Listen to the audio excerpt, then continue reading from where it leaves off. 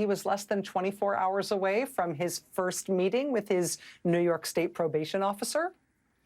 That meeting could be particularly nerve-wracking for him because, you know, one of the things a probation officer asks you after you're convicted of felonies is if you've been associating with anyone who has a criminal record.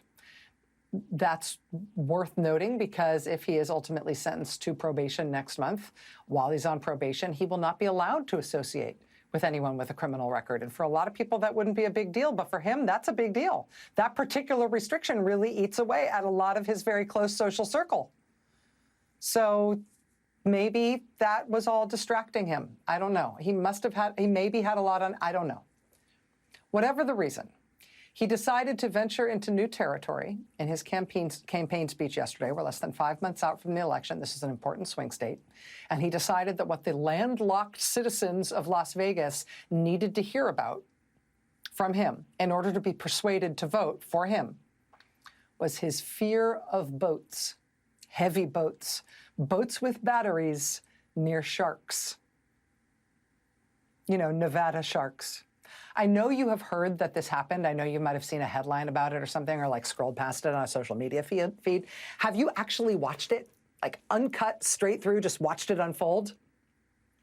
It is very much worth watching. It's astonishing. My favorite part is the people you can see at the rally behind him who are really trying to follow along, but who clearly have no earthly idea what Uncle Ramblestanders is on about. Just watch this. What would happen if the boat sank from its weight and you're in the boat and you have this tremendously powerful battery and the battery's now underwater and there's a shark that's approximately 10 yards over there? By the way, a lot of shark attacks lately. Do you notice that? A lot of shark. I watched some guys justifying it today. Well, they weren't really that angry. They bit off the young lady's leg because of the fact that they were not hungry, but they misunderstood who she was. These people are crazy. He said there's no problem with sharks. They just didn't really understand a young woman swimming now really got decimated, and other people too, a lot of shark attacks. So I said, so there's a shark 10 yards away from the boat, 10 yards, or here. Do I get electrocuted?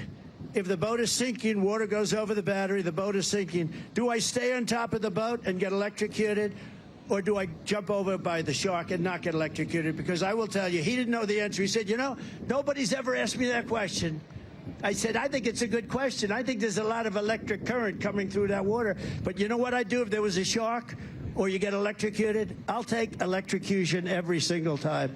I'm not getting near the shark. So we're going to end that. We're going to end it for boats. We're going to end that. We're going to end it for boats. We're going to end it for boats.